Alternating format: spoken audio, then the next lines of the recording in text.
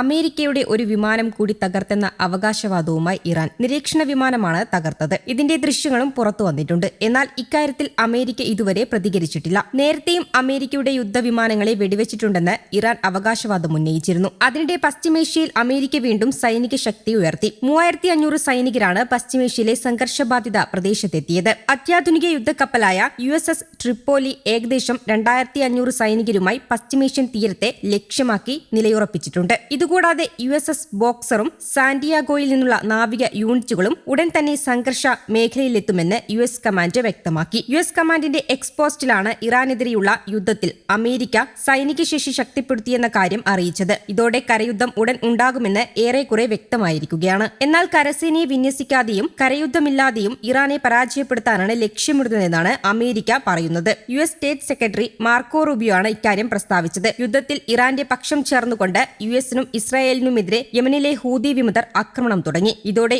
ഒരു മാസമായി തുടരുന്ന യുദ്ധം കൂടുതൽ മേഖലകളിലേക്ക് വ്യാപിപ്പിച്ചേക്കും. ഇസ്രായേലിന് നേരെയാണ് ഹൂതികൾ ഇന്നലെ ബാലിസ്റ്റിക് മിസൈൽ ആക്രമണം നടത്തിയത്. മിസൈൽ തകർത്തെന്ന് ഇസ്രായേൽ സൈന്യം വെളിപ്പെടുത്തി. ചരക്കു കപ്പലുകൾക്ക് നേരെ ഹൂതികൾ ഏതു നിമിഷവും ആക്രമണം തുടങ്ങിയേക്കും. ഹോർമൂസ് കടലിടുക്കിലെ സംഘർഷാവസ്ഥ ഇതോടെ ചെങ്കടലിലേക്കും വ്യാപിപ്പിക്കും. അതിനിടെ ചെങ്കടലിനും ഏദൻ ഉൾക്കടലിനും ഇടയിലെ ബാൽ അൽ മന്ദബ് കടലിടുക്ക് ഹൂതികൾ ഉപരോധിക്കുമെന്ന് റിപ്പോർട്ടുകളുമുണ്ട്. ലോകത്തെ 4ാമത്തെ വലിയ കപ്പൽ പാതയാണ് ബാബ് അൽ മന്ദബ്. സൂയസ് കനാലിനു നേരെ ഹൂതികളുടെ ആക്രമണം ഉണ്ടാകാനുള്ള സാധ്യതയും തള്ളിക്കളയാനാകില്ല. ആഗോള സമ്പദ് വ്യവസ്ഥയ്ക്ക് വലിയ ദോഷം വരുത്താനും ഇതിടയാക്കും. അതേസമയം മേഖലയിൽ സമാധാനം പുനഃസ്ഥാപിക്കാനുള്ള നയതന്ത്ര നീക്കങ്ങൾ പാതിവഴിയിൽ തടസ്സപ്പെട്ടതായി റിപ്പോർട്ടുകൾ സൂചിപ്പിക്കുന്നു. യുദ്ധം അവസാനിപ്പിക്കാനായി വൈറ്റ് ഹൌസ് മുന്നോട്ട് വെച്ച നിർദ്ദേശങ്ങളോട് ഇറാൻ മുഖം തിരിക്കുന്നതാണ് നിലവിലെ പ്രതിസന്ധിക്ക് പ്രധാന കാരണം. പശ്ചിമേഷ്യയിലെ ഈ യുദ്ധസമാനമായ സാഹചര്യം ലോകരാഷ്ട്രങ്ങളെയാകെ ആശങ്കയിലാഴ്ത്തിയിരിക്കുകയാണ്. പരസ്പര വിശ്വാസമില്ലായ്മയും നേരിട്ടുള്ള ചർച്ചകൾക്ക് ഇറാൻ തയ്യാറാകാത്തതുമാണ് സമാധാന ശ്രമങ്ങൾ മന്ദഗതിയിലാക്കാൻ പ്രധാന കാരണമായി ചൂണ്ടിക്കാട്ടുന്നത്. നിലവിൽ ഇരു രാജ്യങ്ങളും തമ്മിൽ നേരിട്ട് ആശയവിനിമയം നടത്താത്ത സാഹചര്യത്തിൽ പാകിസ്ഥാൻ ഉൾപ്പെടെയുള്ള മൂന്നാം കക്ഷികളെയാണ് മധ്യസ്ഥയ്ക്കായി ആശ്രയിക്കുന്നത്. ഈ രീതിയിലുള്ള ചർച്ചകൾക്ക് എടുക്കുന്ന അധിക സമയം തീരുമാനങ്ങൾ വൈകാൻ കാരണമാകുന്നുണ്ട്. സുരക്ഷാപരമായ കാരണങ്ങളാൽ ഇറാനിയൻ ഉദ്യോഗസ്ഥർ ഫോണുകളും മറ്റ് ഇലക്ട്രോണിക് ഉപകരണങ്ങളും ഉപയോഗിക്കാത്തത് ആശയവിനിമയത്തിൽ വലിയ തടസ്സങ്ങൾ സൃഷ്ടിക്കുന്നു. തങ്ങളുടെ നീക്കങ്ങൾ നിരീക്ഷിക്കപ്പെടുന്നതും അത് വധശ്രമങ്ങളിലേക്ക് നയിക്കുമെന്നുമുള്ള ഭീതിയിലാണ് ഇറാൻ നേതൃത്വം. ഡിജിറ്റൽ ഉപകരണങ്ങൾ ഒഴിവാക്കി പരമ്പരാഗത രീതിയിൽ സന്ദേശങ്ങൾ കൈമാറുന്നത് നയതന്ത്ര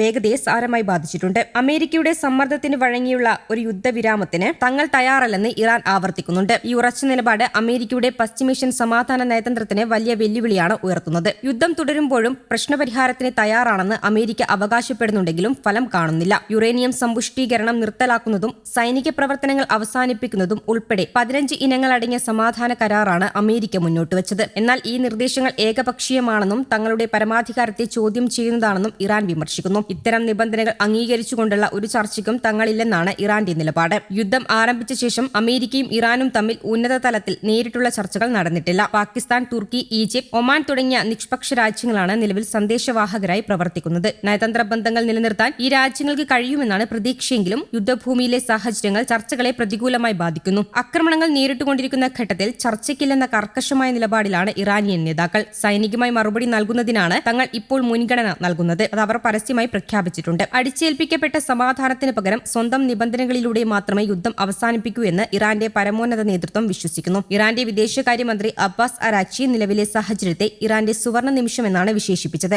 ലോകത്തിലെ ഏറ്റവും വലിയ ആണവായുധ ശക്തിയായ അമേരിക്കയെയും അവരുടെ സഖ്യകക്ഷികളെയും നേരിട്ട് ഒരു മാസത്തോളം പ്രതിരോധിച്ചു നിൽക്കാൻ കഴിഞ്ഞത് ഇറാന്റെ വലിയ നേട്ടമാണെന്ന് അദ്ദേഹം അവകാശപ്പെടുന്നു. ഈ ആത്മവിശ്വാസം ചർച്ചകളിൽ നിന്ന് വിട്ടുനിൽക്കാൻ ഇറാനെ പ്രേരിപ്പിക്കുന്നുണ്ട്. കഴിഞ്ഞ കാലങ്ങളിൽ നടന്ന മധ്യസ്ഥ ചർച്ചകളുടെ അനുഭവങ്ങളും നിലവിലെ വിശ്വാസ തകർച്ചയ്ക്ക് കാരണമാണ്. ചർച്ചകൾ പുരോഗമിക്കുന്നതിനിടെ അമേരിക്ക തങ്ങൾക്കെതിരെ ആക്രമണം ആരംഭിച്ചതായി ഇറാൻ കുറ്റപ്പെടുത്തുന്നു. വാഗ്ദാനങ്ങൾ പാലിക്കാത്ത അമേരിക്കൻ നിലപാടുകൾ കാരണമാണ് നയതന്ത്ര പാതകൾ അടഞ്ഞുപോകുന്നതെന്നാണ് ഇറാന്റെ പ്രധാന ആരോപണം. ചുരുക്കത്തിൽ സാങ്കേതികമായ തടസ്സങ്ങളും രാഷ്ട്രീയമായ പിടിവാശികളും പശ്ചിമേഷ്യയിലെ വെടിനിർത്തൽ നീക്കങ്ങളെ ദുഷ്കരമാക്കുന്നു. നയതന്ത്രത്തിന് വാതിൽ തുറന്നിട്ടുണ്ടെന്ന് ഇരുവിഭാഗവും പറയുമ്പോഴും പ്രായോഗിക തലത്തിൽ മാറ്റങ്ങൾ സംഭവിക്കുന്നില്ല. ഈ പ്രതിസന്ധി തുടരുന്നത് മേഖലയെ കൂടുതൽ വലിയ യുദ്ധത്തിലേക്ക് നയിക്കുമോ എന്ന ഭീതിയിലാണ് അന്താരാഷ്ട്ര സമൂഹം. News desk, Kerala Kaumudi.